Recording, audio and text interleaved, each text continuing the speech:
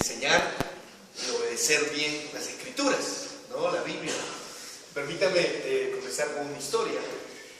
Dice que había un matrimonio, ellos ya tenían más de 20 años, ¿no?, de casados. Y entonces un día se acerca la esposa y le dice, ¿no?, al marido le dice, mi amor, ¿recuerdas al pastor que predicó el día de nuestra boda? Y el esposo le dice, claro que lo recuerdo, ¿no? ¿Y te acuerdas, no, lo que predicó? Claro, él nos dijo, ¿no?, que ahora que nos casábamos íbamos a conocer la verdadera felicidad, que ahora que nos casábamos íbamos a conocer lo que era realmente la alegría, ¿no? Y que ahora que empezábamos una nueva vida juntos, entonces vamos a tener una vida maravillosa y que nuestra vida realmente juntos va a ser una vida solo llena de dicha y de alegría, ¿ok?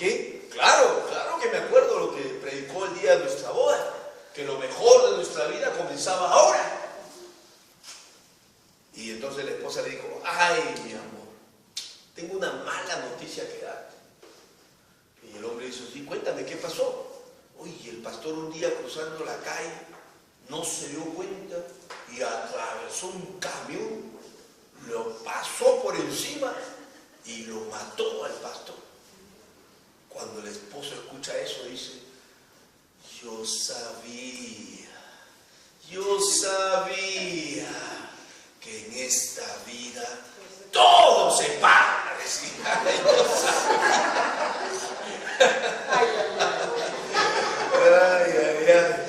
Así que para todos los que predicamos en las bodas, tenemos que tener mucho cuidado qué es lo que enseñamos y predicamos, ¿no? Porque no vaya a ser que profetizamos solo alegría, felicidad, y parece que a este hombre no le fue muy bien en su matrimonio, ¿no? Y lo que se predicó ese día no se cumplió. Así que no queremos que nadie esté feliz el día de nuestra muerte. Así que hay que ser muy realista a la hora de enseñar la Biblia, ¿ok? Muy realistas, muy equilibrados. No prometer más de lo que la Biblia promete, ¿ok? Algunos prometen más de lo que Dios promete. No hay que prometer más de lo que la Biblia promete, ni prometer más de lo que Dios promete, ¿ok? Muy bien. El día de ayer empezamos un tema que hemos titulado Ser discípulos hoy, ¿no? Y para los que no vinieron, vamos a hacer rápidamente un breve repaso. Y estamos estudiando Mateo capítulo 28, el texto que hemos estudiado ayer, Mateo capítulo 28, y aprendimos cuáles son las 3 características de un auténtico discípulo. A ver, los que estuvieron, si nos ayudan con el recordatorio. Obediencia. La primera característica es la obediencia. Justo sale de Mateo 28, verso 16. Pero los 11 discípulos se fueron a Galilea, al monte donde Jesús les había ordenado. Le decimos la primera característica de un auténtico discípulo, de un auténtico seguidor de Jesús, es la obediencia, ¿ok? Los discípulos van a Galilea en respuesta a una orden de Jesús. La segunda de esas características que vamos a ver hoy nace del verso 17. Y cuando le vieron, le adoraron.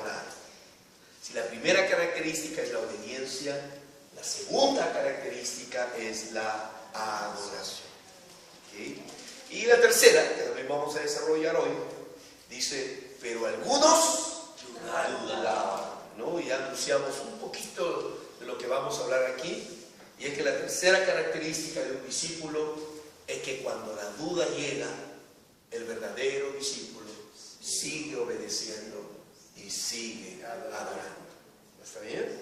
Muy bien. El día de ayer, entonces, cuando trabajamos la primera de estas características, la obediencia, usamos varias herramientas bíblicas para responder a la pregunta de qué obediencia habla el texto, ¿no? Y trabajamos, creo, unas 6 herramientas básicas para poder cavar más profundo en un texto bíblico y encontrar el tesoro que este relato tiene.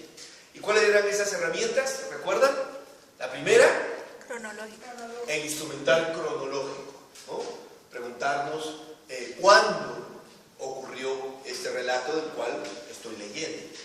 cuándo, ¿no? El segundo instrumental, ¿recuerdan que vimos ayer? El geográfico, ¿dónde ocurrió? La mayoría de los textos bíblicos responden a un cuándo y a un dónde. ¿No? Hay algunos textos excepcionales donde uno no puede encontrar las respuestas a estas preguntas, pero en general, la mayoría de los textos responden a un cuándo y a un dónde. ¿Ok? Esa fue la segunda herramienta. La tercera, contexto inmediato anterior y posterior, ¿no? Entonces, recuerdan que vimos la ilustración de la recta y el punto. Vimos, si uno toma solo un texto, un versículo, por un punto, ¿cuántas rectas pasan? Infinitas. Uno puede agarrar un texto de la Biblia y pasar infinitas interpretaciones, dependiendo de la imaginación, la creatividad del que estudia y que predica. Pero si uno toma el texto y el contexto inmediato anterior y el contexto inmediato posterior, vamos a ver que solo va a pasar una sola línea interpretativa. ¿Ok? Por eso la importancia de leer un texto en su contexto. ¿De qué viene hablando antes? ¿De qué viene hablando después? Y ver si mi interpretación entonces está acorde con el contexto inmediato de la parte de la Biblia que estoy estudiando. Muy bien, esa era la tercera herramienta. La cuarta, preguntas amigas. Preguntas amigas. Ok, hacerle preguntas amigas, preguntas amigables al texto. Ok, el texto es palabra de Dios, es vivo, dialoga con nosotros. Entonces, y hay que hacerle preguntas, hay que dialogar con el texto. Y una de las maneras de dialogar con el texto es hacerle preguntas amigas. ¿Okay? No preguntas especulativas que no nos van a llevar a ningún lado, pero preguntas como que el texto mismo está esperando que se lo hagamos. Y el texto, cuando le hace la pregunta adecuada, vemos que el texto se abre para nosotros. Se abre para nosotros. Muy bien, entonces las preguntas amigas. Esa era la cuarta herramienta. La quinta, que vimos ayer, textos de referencia. Usar los textos de referencia, que son los que están al pie de página de la mayoría de nuestras Biblias, que es un acontecimiento diferente, pero que arroja luz para entender el texto que estoy estudiando. Entonces, textos de referencia. Y finalmente, ¿qué más vimos? Textos paralelos. Y los textos paralelos son los que están al inicio de los capítulos de la Biblia, ¿no? O de los párrafos, dependiendo. Muy bien. Y usando todo eso que vimos ayer, llegamos a poder responder la pregunta: si la primera característica de un discípulo es la obediencia, eso salió a simple vista. Pero cuando hacemos la pregunta, ¿y de qué obediencia habla el texto? Gracias a estas 6 herramientas, pudimos llegar a una respuesta. ¿Cuál fue? ¿De qué obediencia habla el texto? ¿Fue una obediencia inmediata, perfecta, completa? ¿Okay? Incompleta, demorada, incompleta, no fue instantánea, fue al momento, ¿no? Los que quisieran saber cómo llegamos a esa conclusión usando las 6 herramientas, tienen que escuchar el audio que fue grabado ayer, porque ya no lo vamos a repetir hoy. ¿Está bien? Y entonces, y vimos cuál es la conclusión adecuada del texto. Y aprendimos entonces que un verdadero discípulo no necesariamente es aquel que obedece de inmediatamente. Ojalá nuestras obediencias sean así, que apenas oímos la voz de Dios, inmediatamente obedecemos. Pero tenemos que reconocer que muchas veces hemos oído la voz de Dios, pero seguimos sentados a la mesa, ¿no? Como estaban los discípulos en ese cuarto oscuro en Jerusalén. Pero también aprendimos que aunque no fue inmediata, vamos a probar nuestra obediencia en que tarde o temprano nos vamos a poner en el camino a Galilea. Tarde o temprano nos vamos a poner en el camino de la obediencia. ¿Ok? Ahora, muchos dicen en el mundo secular, obediencia que es demorada no es obediencia. Pero pareciera que lo que estamos enseñando apunta en una línea diferente. Entonces, aquí viene ya, para cerrar ese texto, puedo reforzar esta perspectiva que he desarrollado de la obediencia, que lo que nos hace finalmente discípulos no es tanto que nuestra obediencia sea inmediata, perfecta, sino que a la larga, si somos discípulos, vamos a obedecer. Recuerden que el Señor Jesús contó una parábola donde Él dijo, había un padre que tenía 2 hijos. Había un padre que tenía 2 hijos, ¿ok? Y les dio un encargo, ¿no? Que vayan a un lugar. Y el primero de los hijos, ¿qué dijo? Voy. Pero finalmente no fue. Y el segundo dijo, no voy. Y el texto dijo, y luego arrepintiéndose, fue. Y Jesús pregunta, ¿cuál de los 2 obedeció? ¿El que dijo voy y no fue? ¿O el que dijo no voy, pero finalmente fue? ¿Cuál de los 2 obedeció? Y Jesús dice claramente, ese el que fue. Aunque inicialmente dijo no. Entonces, esa parábola y la enseñanza de esa parábola refuerza que la lectura que estamos sacando de ese texto, pues de alguna u otra manera está en esa misma línea, ¿ok? En esa misma línea. Muy bien, entonces, y lo otro que dijimos ayer es que el Señor nos sigue esperando en Galilea, que Él es un terco enamorado. Él sigue creyendo en nosotros. Y aunque hemos demorado más de lo que hemos debido, pero Él sigue creyendo que en algún momento apareceremos en el camino a Galilea. Él nos sigue esperando. ¿Okay? Muy bien, esa es la primera característica de un auténtico discípulo, la obediencia. No siempre perfecta, no siempre inmediata, pero si somos discípulos, tarde o temprano vamos a obedecer. ¿Okay? Con eso cerramos el día de ayer. Bien, veamos entonces la segunda característica y lo vamos a ver muy rápido. Y cuando le vieron, le adoraron. Dijimos, la segunda característica de un auténtico discípulo es la adoración. Nuevamente,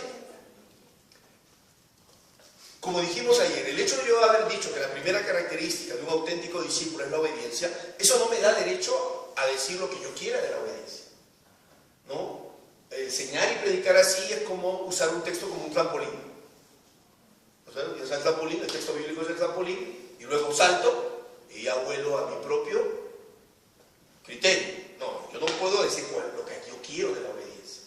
Yo tengo que decir lo que este texto enseña de la obediencia. Lo mismo pasa con la adoración. Yo no tengo libertad para decir lo que yo quiero de la adoración. Imagínense, de tapa a tapa la Biblia habla de la adoración.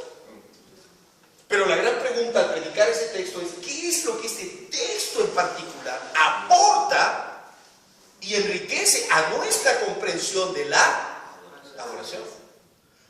Yo no puedo decir, bueno, ya, la segunda característica de un discípulo es la adoración. Ya, yo voy a hablar lo que quiero, la adoración de Abraham, la adoración apocalíptica, la adoración de los profetas. No, yo no puedo hablar lo que yo quiero de la adoración. ¿Qué enseña este texto acerca de la adoración? Y encontramos en primer lugar que lo primero que el texto enseña es dónde nace, dónde surge la auténtica adoración. Dice, y cuando le vieron, le adoraron. Entonces lo que el texto le quiere enseñar es de dónde nace la auténtica adoración. ¿De dónde? Miren el texto, es magistral, esos textos da ganas de sacarlo y ponerlo ahí en una pared. Y cuando le vieron, le adoraron. ¿De dónde nace? ¿De dónde surge la auténtica adoración? De contemplar a Jesús con los ojos de la fe. De haber aprendido a desarrollar una vida de intimidad y comunión con Él. De ahí brota la auténtica adoración. ¿Ok? Miren, damos muchas gracias a Dios por la renovación litúrgica que ha vivido las iglesias cristianas en América Latina hace 10 o 15 o 20 años, ¿no? Y para aquellos que tenemos más años en la fe cristiana y recordamos pues, cómo eran antiguamente nuestros cultos, ¿no? Eran cultos pues, aún en canto, era un canto muy racional, el típico himno de 4 estrofas, con el coro, teológicamente muy densos, ¿no? Los cultos eran poco emotivos, el cuerpo no era bien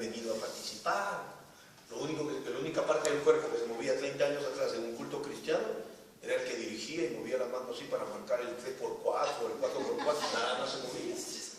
Eran así los cultos, quienes tal vez recordamos hace 25 o 30 años atrás.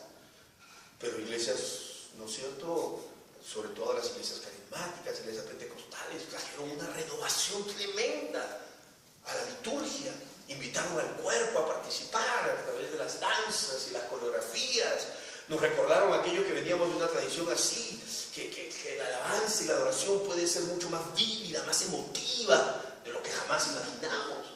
Y todo eso es bueno, ¿sí? Y no debemos perderlo. Pero la verdadera adoración no brota de tener un extraordinario director de alabanza que es capaz de motivarnos a cantar, ni brota de tener un buen ensamble musical, aunque todo eso es bueno, ¿okay? Ni brota pues del poder de los parlantes, ¿no? Que los muchachos ahora, a las jóvenes, la música ya no le entra por los oídos, la música le entra por la piel, ¿no? Porque son esos decibeles, bum, bum, bum, bum, bum. Sí, la juventud entiende también. A nosotros antes la música nos entraba por, a los muchachos les entra por la piel, por eso necesitan esa, o sea, que les penetre, ¿no? Bueno, es parte de la cultura, no hay problema, ¿ok? Pero la verdadera oración no brota de tener los últimos equipos de la mayor tecnología, ¿no? Yo siempre digo que lo peor que le podía pasar a muchas de estas iglesias cristianas que el día del culto no haya fluido el equipo, ¿no?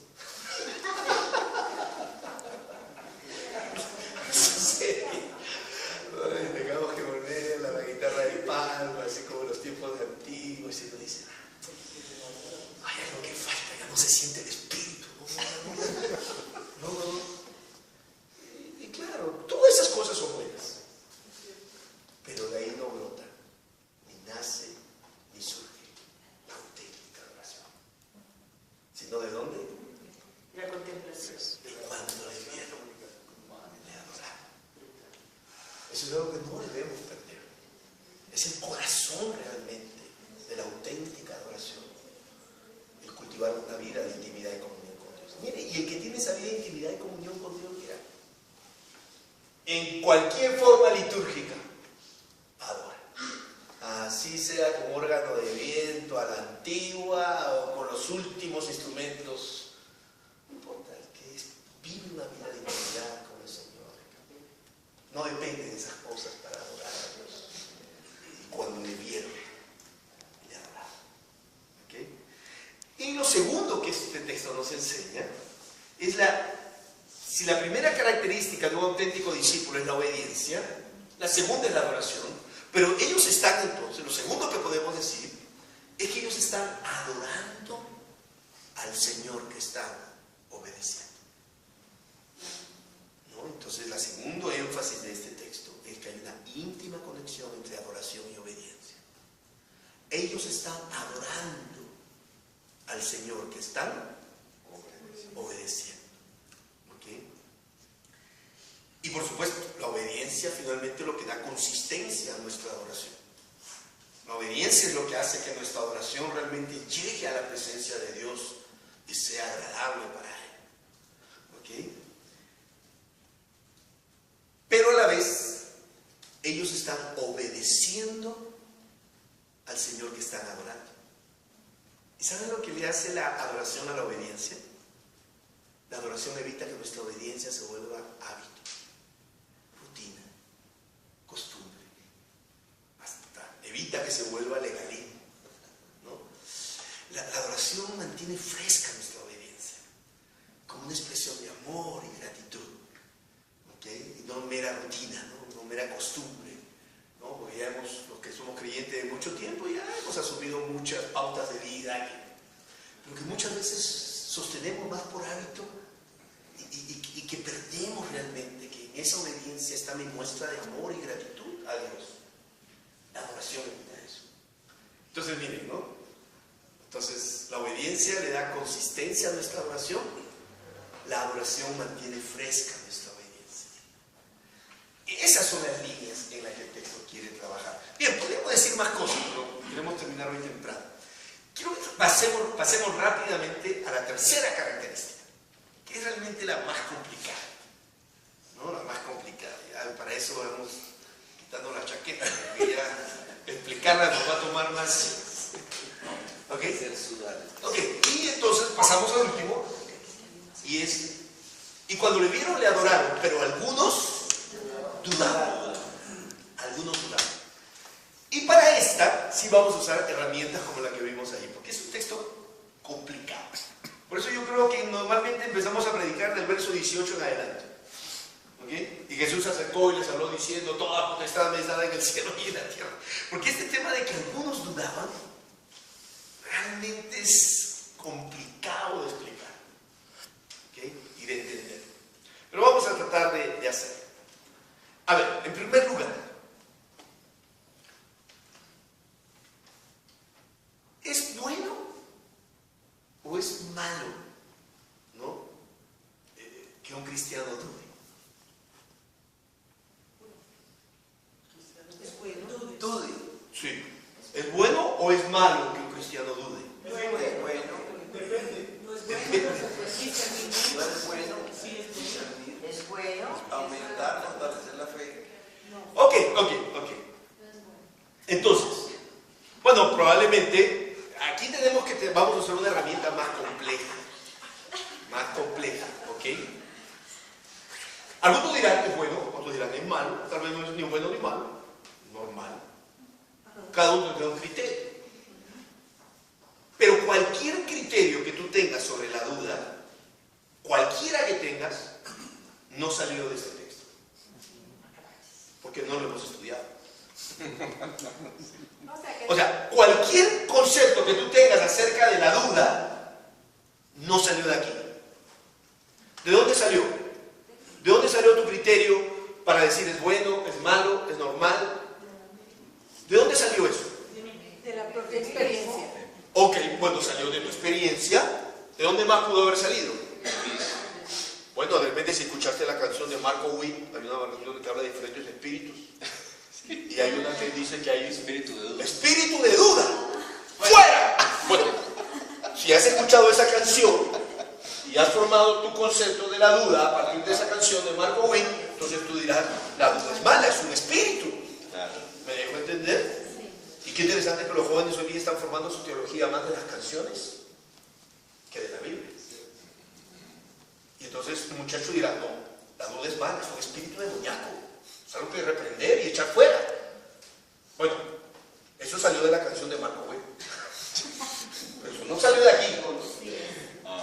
Porque no lo hemos estudiado. ¿No? O salió de algún libro que leíste. O de alguna predicación que escuchaste. ¿Ok? Pero vuelvo a repetir. Sea que pienses que es buena, que es mala o que es normal, no ha salido de aquí. ¿Eso qué es lo que se llama? Ese es el enemigo más grande de la interpretación bíblica. El más grande de todos. ¿Sabes cómo se llama? Prejuicio. Prejuicio, preconcepto. Todos ya tenemos un preconcepto acerca de la duda. O es buena, o es mala. O no es ni buena ni mala. Entonces, ¿por qué es peligroso el preconcepto? Porque realmente lo que vas a hacer con tu preconcepto es aplastar el texto. Y lo que tú vas a decir, aunque sí, pero algunos dudaban, lo que tú vas a decir no es lo que el texto enseña necesariamente. Lo que tú vas a reproducir en tu interpretación y en tu enseñanza es ¿qué? El preconcepto. O sea, no dejaste que el texto hable, porque no lo estudiaste. Aplastaste su sentido con el preconcepto, o sea, con el preconcepto que ya traías antes. O sea, con eso viniste a la Biblia. Y aplastaste el significado. Y lo que oímos cuando enseñaste no era lo que la Biblia dice. Lo que oímos fue tu preconcepto o tu prejuicio. Es el mayor enemigo. Y todos debemos ser conscientes que todos, tú, yo, todos tenemos preconceptos.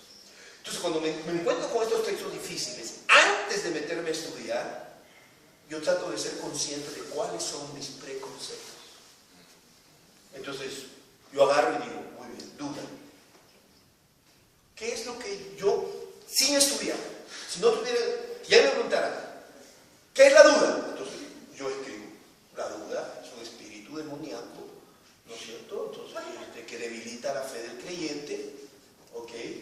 Y no es la voluntad de Dios que el creyente dude. O, no, la duda es algo bueno, ¿ok? Porque nos permite crecer en la vida cristiana. Ese es tu preconcepto. Ya. Yo ya entonces lo primero que hago cuando estudio, pues le dije, estas ya son herramientas más avanzadas. Lo primero que yo hago cuando me encuentro con estos textos difíciles es decir, antes de estudiar, escribo mi preconcepto. Lo que yo ya traigo, con lo que ya vengo. ¿Ok? Muy bien. Ahora muy bien, voy a hacer un paréntesis. Ya soy consciente de mi preconcepto, que todos lo tenemos sobre casi todos los temas. Sobre todos. Sobre casi todos los temas. Pero como quiero que Dios me hable, y no quiero volver a escuchar mi preconcepto, o sea, porque si no, ¿qué sentido tiene ponerlo a estudiar? Entonces digo, ya muy bien. Ahora voy a poner esto entre paréntesis. Y ahora sí, voy a estudiar el texto. Para ver si al estudiar el texto, de repente, el texto confirma mi preconcepto. Ah, pues sí, el texto también reafirma que realmente la duda es un espíritu demoníaco que hay que reprender. Y que la duda es pecado. Ok, ya, muy bien. Estudié y dije, lo confirmo. O de repente, cambia la manera que yo hasta aquí entendía la duda. Y ese cambio me produce crecimiento. ¿Okay? O de repente descubro que el texto al menos dice parcialmente lo que era mi preconcepto, sí, pero otra parte no. ¿Okay? Y escuchen, en el púlpito se escuchan más en las predicaciones preconceptos que lo que realmente el texto enseña. Escuchamos ya los preconceptos que el predicador traía antes. Y tú tienes que ser capaz de discernir si eso es lo que el texto enseña o eso es lo que el preconcepto que el predicador traía o el maestro traía antes. ¿Está claro? Muy bien, entonces. Ya cada uno es consciente de su preconcepto. Sí. Ok. Entonces uno dice, bueno, es malo, es normal. Ese es tu preconcepto. Muy bien, ahora estudiemos. Y veamos qué es lo que ese texto enseña acerca de la duda. ¿Ok? Muy bien. Para tratar de responder la pregunta, de repente, si es bueno o es malo que un cristiano dude, tal vez la pregunta amiga que deberíamos hacerle a este texto, a ver, ¿qué pregunta amiga le harías? Ah, pero algunos dudaban. ¿Por qué duda? Esa es la pregunta amiga por excelencia. ¿No es cierto? ¿De qué dudaban? Es la pregunta amiga. ¿De qué dudaban? No vas a responder la pregunta. ¿Ah? ¿Dudaban de la duda? Bueno, la duda que duda no es duda. Ok, entonces, si yo quiero responder la pregunta, ¿es bueno o es malo? Tengo que responder una pregunta previa en el texto. ¿De qué duda? ¿Cuál era la naturaleza de esta duda? ¿Ok? Entonces, con esa pregunta amiga en mente, vamos a estudiar. Y vamos a ver qué podemos encontrar. En primer lugar, cuando dice algunos dudaban, no son todos, son algunos. ¿Quiénes son estos algunos, según el relato? Ok, ¿son gente atea? ¿O son creyentes? Ok. Ok, muy bien. El texto comienza diciendo, pero los 11 discípulos se fueron a Galilea, al monte donde Jesús les había ordenado. Y cuando le vieron, le adoraron. Pero algunos, entonces, ¿quiénes son estos algunos? Son uno, no puede ser uno porque está en plural, tienen que ser dos, 3, 4 tal vez, máximo 5, porque el grupo era 11. Y algunos es minoritario. Si fueran 6, 7, 8 los que dudaban, ya no sería algunos, sino La mayoría. la mayoría dudaba. Entonces, estos, algunos, son 2, 3, 4, 5 del grupo de los 11. Estos 11 son parte de los 12 originales. Ahí hay uno que falta, que fue ¿quién? Que ya se suicidó. Entonces quedan 11. Entonces, y estos que están dudando ya han sido definidos como discípulos. Entonces, si los que dudan han sido definidos como discípulos, ¿cómo podríamos llamar a esta duda? La duda del discípulo. La duda del discípulo. Muy bien. Ese es un lindo título. ¿Puede entender? La duda del discípulo. Porque el que está dudando Es discípulo. ha sido ya llamado, definido como un discípulo. Entonces es la duda del discípulo. ¿Ok? Muy bien. No hemos respuesto a la pregunta. ¿De qué dudaba? Hasta aquí, ¿alguien se animaría a dar una respuesta a la pregunta de qué dudaba? Si los que están dudando son discípulos. De que lo que estaban viendo era real. Ok. ¿Qué estaban viendo? A Jesús. A Jesús. A Jesús. ¿Es real? Podría ser, ¿es real realmente el que se nos está presentando aquí? ¿No? ¿Qué más? ¿De qué más pueden estar dudando? Si no es real, ¿qué sería? Como un fantasma, ¿no? ¿De qué dudaban? Muy bien. Muchos dicen aquí, y muchos comentarios bíblicos dicen que lo que ellos están dudando es si Jesús resucitó o no. Ahora, tal vez no es fácil en primer lugar responder a la pregunta de qué dudaba, pero tal vez me es más fácil empezar a responder de qué no dudaba, como tipo de elección. Es más fácil elegir por quién no votar que por quién votar. Ok, ahora, conéctenlo de ayer. Conéctenlo de ayer. Recuerden, los discípulos que van a Galilea ya han tenido varios encuentros con Jesús resucitado en Jerusalén. La pregunta es, ¿puede ser que la duda era si están dudando si Jesús resucitó o no? No. Ya lo vi. Piensen en uno, por ejemplo, de los 11, ¿quién encabezaría el grupo de la duda? Tomás. Pero el Tomás que va a Galilea, ya fue el Tomás que cayó de rodillas en Jerusalén, diciendo, Señor mío y Dios mío. O sea, los discípulos no van a Galilea para ver si Jesús resucitó. No. Piensen en lo que aprendimos ayer. Los discípulos van a Galilea porque Jesús resucitó. Ellos ya han tenido varios encuentros con Jesús resucitado en Jerusalén. Entonces, decir que ellos están dudando si Jesús resucitó o no, y varios comentarios bíblicos dicen que esa es la naturaleza de la duda. Es imposible. Es imposible. Y los comentarios bíblicos se equivocan porque no hicieron el trabajo que hicimos nosotros ayer. Así que no podían dudar si Jesús resucitó o no. Entonces, ¿de qué dudaban? ¿Sí? De pronto de su fe, al ver que no creyeron en lo que dijo Jesús, dudaron de ellos mismos. Puede ser que dudaron de ellos mismos. ¿No? ¿Qué pasará ahora? ¿No hemos estado a la altura de lo que el Señor esperaba de nosotros? No, entonces puede ser, dudaban de ellos mismos. Ok, vamos a hacer, a ver, por aquí. Si lo seguían o no. Bueno, están dudando si lo seguíamos o no. Que ir hasta Galilea para decidir ese asunto, mejor me cae en Jerusalén, ¿no? Pero puede ser. ¿Le seguimos o no le seguimos? ¿Ok? Muy bien, vamos a hacer el juego como de la gallinita ciega. ¿Recuerdan el juego de la gallinita ciega? En la medida que sus respuestas se vayan acercando, yo les voy pasando del frío al tibio y al caliente. Pero hasta aquí están Fríos. fríos. El huevito anda muy lejos de donde lo están pensando.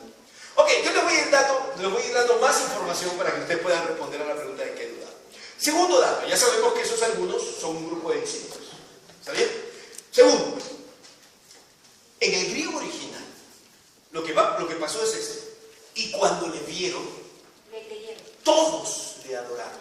Todos. O sea, los 11. El texto es este. Y cuando le vieron, todos le adoraron.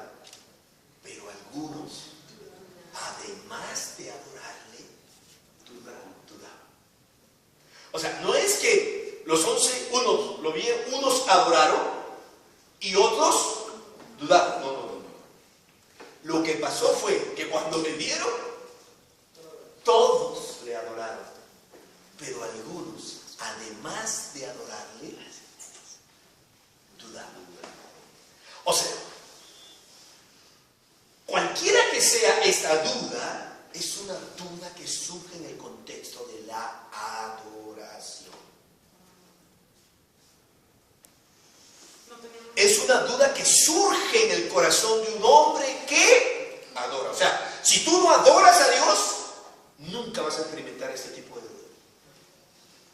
Porque le vieron en cuerpo celestial. ¿Ah? Porque le vieron en cuerpo celestial. Aunque pareciera que muy celestial no era, porque no, las mujeres lo confundieron con el jardinero. Parece que su cuerpo seguía siendo visiblemente muy normal. ¿No? Cuando las mujeres llegan, lo confunden y piensan que es el hortelano, el jardinero. Parece que no tenía el cuerpo del Señor resucitado, pues una cosa así medio iluminada o algo espectacular. No, pues es un cuerpo muy corriente, ¿no? Entonces, ¿qué dudas surgen en el contexto de un hombre y una mujer que adoran? Ahora, ¿qué va a pasar ahora con nosotros? ¿También nos van a matar? ¡Uy! Esa pregunta. Bueno, puede ser la duda. ¿Y ahora qué va a pasar con nosotros? Hemos presenciado el acontecimiento más importante de la historia. La muerte ha sido vencida. Puede ser que esa sea la naturaleza de la duda. A ver, ¿No tenían intimidad con Dios? ¿pero en qué consistiría la duda? En que no existía esa intimidad, no creían Ok. para adorarle. Ya, puede Una ser cosa que es no que era lo una adore, relación que yo puedo adorar mutaba. aquí, está, pero no hay una relación estrecha. Bueno, puede ser. Muy bien, a ver, ¿cómo va aquí en el huevito? De pronto, Frío, seguimos muy frío. de pronto dudaban que por no haber obedecido inmediatamente no los fuera a usar.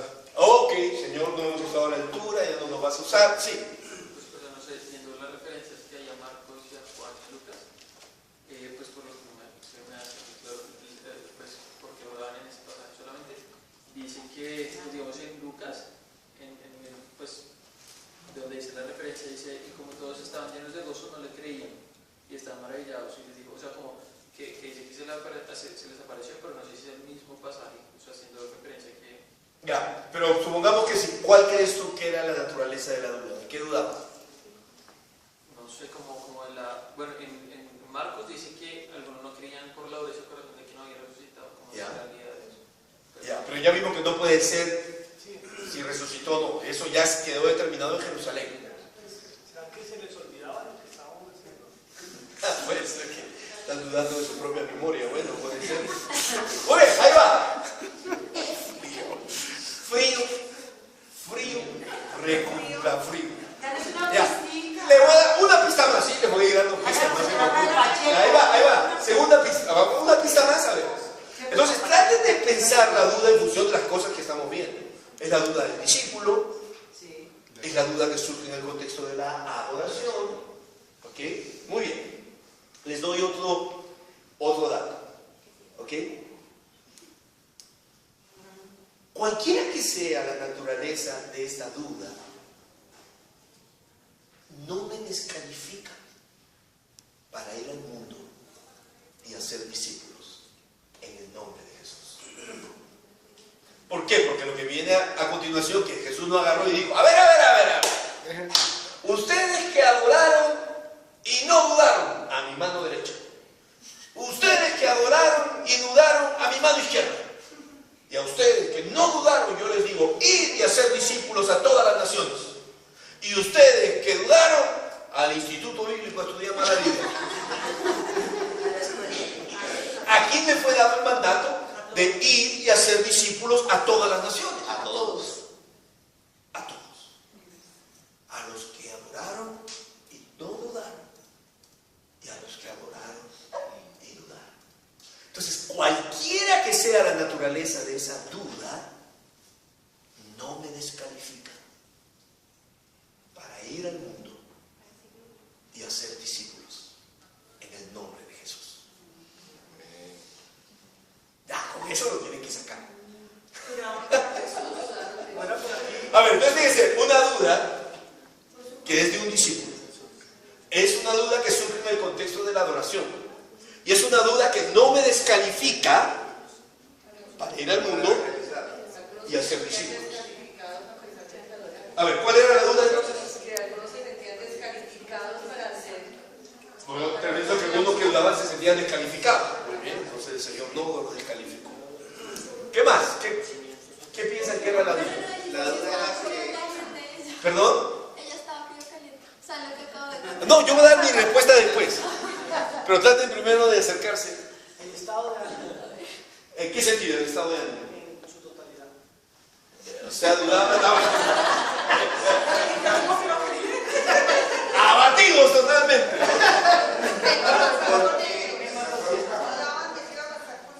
Dudaban que iba a pasar con ellos. Muy bien, pues sí. Si ellos estaban suficientemente calificados para ir a esa tarea que les estaban poniendo. Ok, estamos calificados para ir. No tenían el conocimiento y por eso no confiaban en ellos mismos. Muy bien, muy bien. Puede ser. Me calenté un poquito. Dudaban de su llamado. Puede ser, puede ser. Muy bien, ahí va. Frío. Muy bien, les voy a dar otro dato. Otro dato. Dudaban de ellos mismos.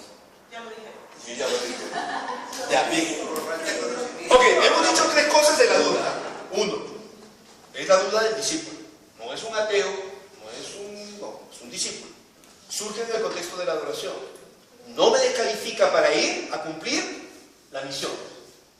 ¿Ok? Ya. 4.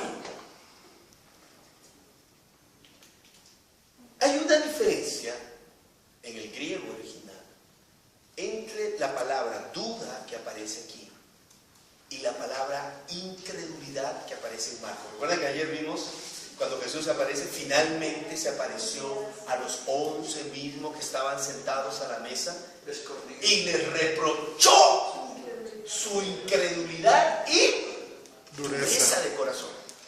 Incredulidad en Marcos, ¿ok? Es la palabra, en griego, es la palabra apistis.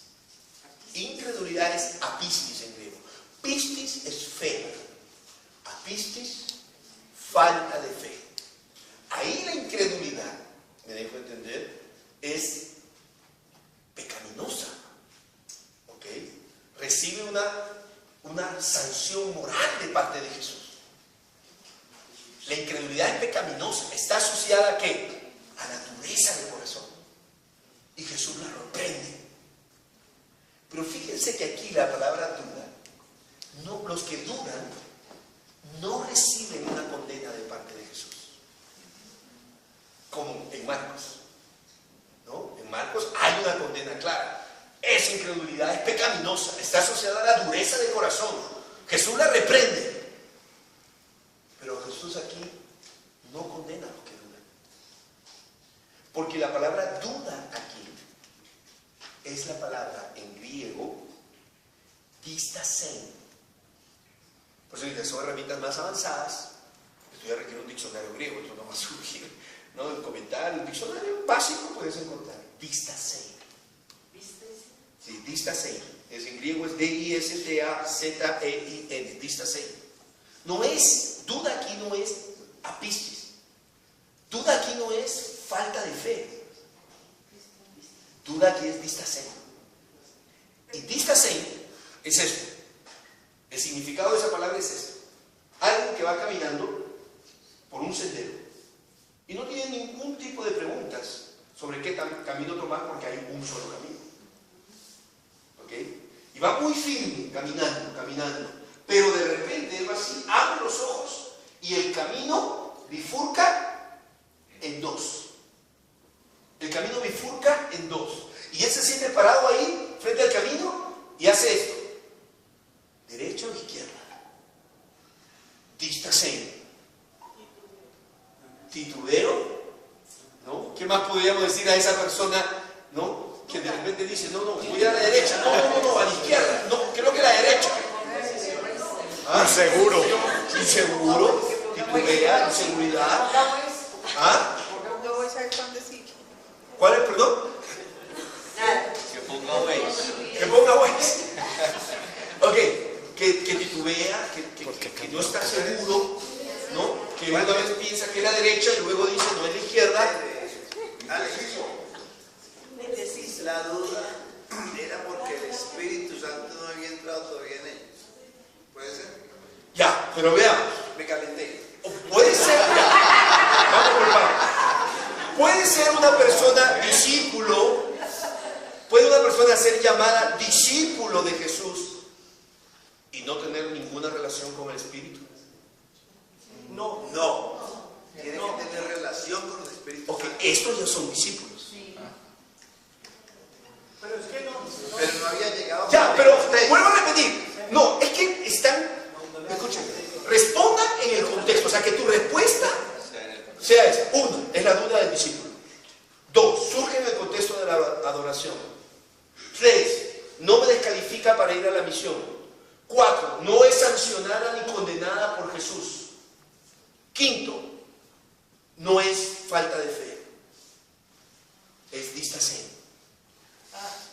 Entonces, antes de responder, no se lancen. Cualquier cosa que respondas, tiene que responder a este marco.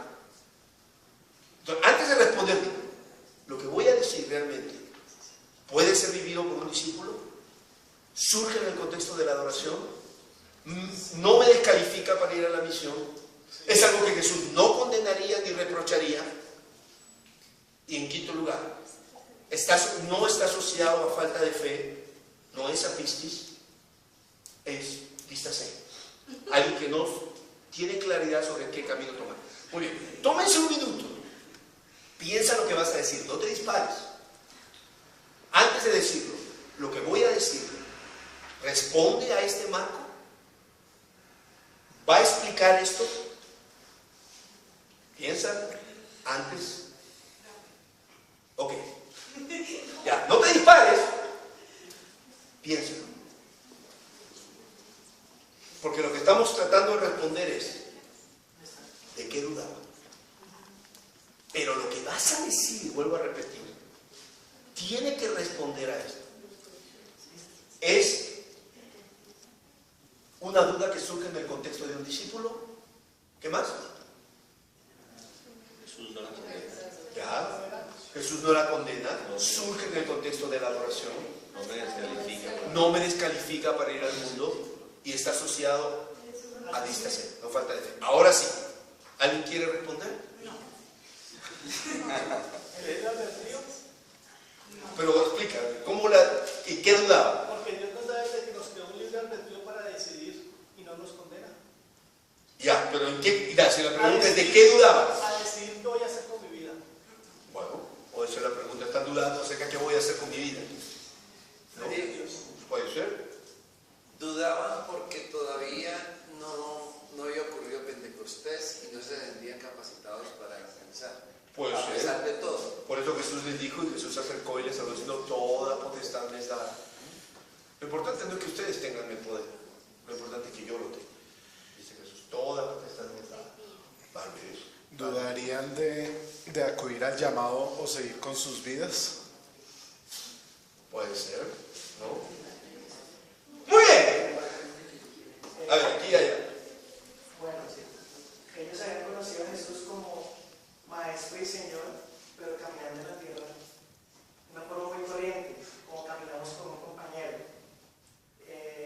Me surge a mí, como meditando en lo que dices, ver a un Jesús resucitado, o sea, uno, como que uno dice, ¿qué estoy viendo? ¿Ante qué circunstancia me estoy encontrando? crucificado, si Él es Dios, si venció la muerte, ¿qué quiere conmigo? Si Él todo lo puede. Ok, entonces la duda sería, ¿qué querrá el Señor con nosotros? Esa sería la duda. Muy bien, a ver. Sí, pues, ya habrán sido texto de oración y son caminos, de pronto, tal vez pensando como en qué otra forma le podían adorar, o pensando de pronto como en su especialización, en cada uno que iba a hacer, como hacia dónde enfocar su carrera de discípulo. Ok, muy bien. Esa también podría ser una posible respuesta. Muy bien.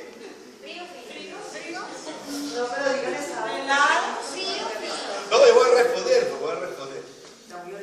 Frío. Ok, ya no lo voy a hacer sufrir más. ¿Quieren saber de qué dudaban? Sí, por favor. Muy bien, ahí va. Bueno, pero ¿quieren o no quieren saber de qué dudaban? Sí, yo. Por favor. ¿Por qué camino cojo? Ok, muy bien, ahí va la respuesta. ¿Dónde cojo? Realmente, Mateo no nos dice de qué dudaba. No. Cualquier cosa que yo diga de esta duda, ¿me dejo entender? Tengo que hablar así. Puede ser, tal vez, pienso, me imagino, creo. Pero si a Mateo le hubiera interesado decirnos de qué dudaba, lo hubiera puesto. ¿No? Pero los discípulos, pero algunos dudaban y uno siente que la frase está cortada, ¿no? ¿Cómo hubiera sido completa? Pero algunos dudaban de sí mismos. Pero algunos dudaban si el Señor resucitó. Pero algunos dudaban, ¿no es cierto? ¿Y ahora qué? Pero algunos dudaban, pero por una razón. No lo dijo. Así que, por supuesto, algunas son más valederas que otras. ¿Me dejo entender? No podemos decir que dudaban por decir de si Jesús resucitó o no. No podemos decir que dudaban porque les faltaba fe, porque no era pistis, ¿no? No podemos decir que dudaban porque eran incrédulos, no, porque eran discípulos, ¿ok? Pero realmente Mateo no nos lo dice. Y esta es otra herramienta del estudio bíblico. Hay que aprender a ir hasta donde la Biblia me permite. Yo tengo que decirle a la congregación cada vez que enseño el bíblico, mire, hasta aquí llego con la Biblia. De aquí para acá es mi interpretación, lo que yo creo, lo que yo pienso. ¿Me dejo entender? Pero ya no me puedo mover con la misma contundencia. ¿Qué puedo yo decir de manera contundente sobre la duda? Es la duda del discípulo. ¿Qué más puedo decir de manera contundente? Está en un contexto. Surge en el contexto de la adoración. ¿Qué más puedo decir yo de manera contundente? No es falta de fe. No es falta de fe, porque no es apistis, en el griego es otra palabra. No hay una condena de parte de Jesús. ¿Okay? No me descalifica para ir al mundo y cumplir la misión. Eso sí lo puedo decir de manera contundente. Pero cuando llego a responder la pregunta de qué dudaba, hasta ahí me quedé. Porque de ahí para acá, ya estamos entrando en un terreno donde la Biblia no me da una respuesta categórica. Y los maestros deben ser conscientes. ¿Hasta dónde voy con la Biblia? ¿Y hasta dónde es mi interpretación?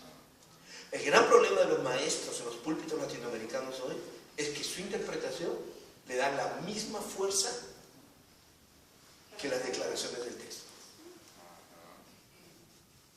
Y ustedes deben aprender a diferenciar cuando el predicador se está moviendo en terreno firme y cuando ya el predicador saltó a un terreno de interpretación. Una cosa es lo que la Biblia dice, otra cosa es lo que yo digo acerca de lo que la Biblia dice. Uno tiene que aprender a diferenciar eso. ¿Ok?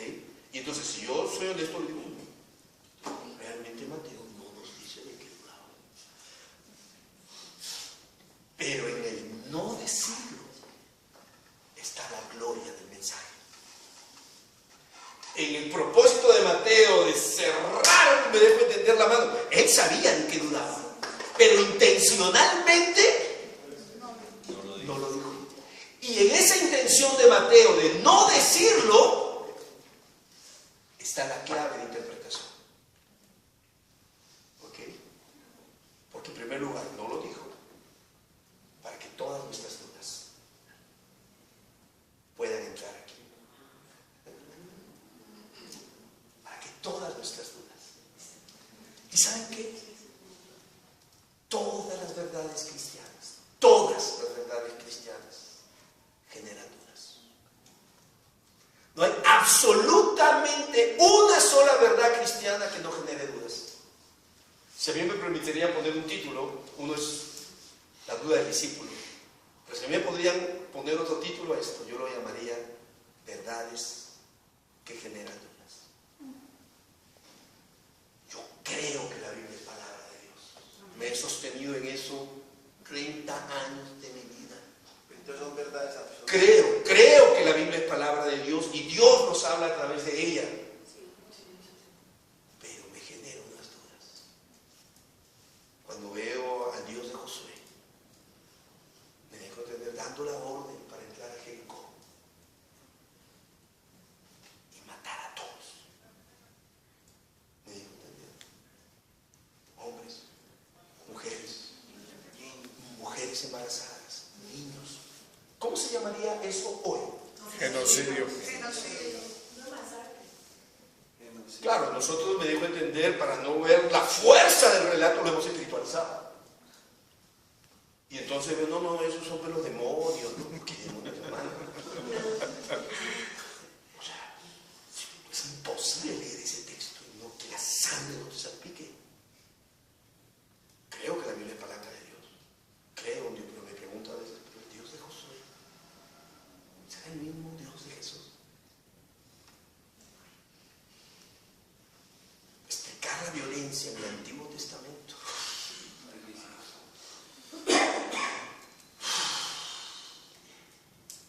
Verdades que generan.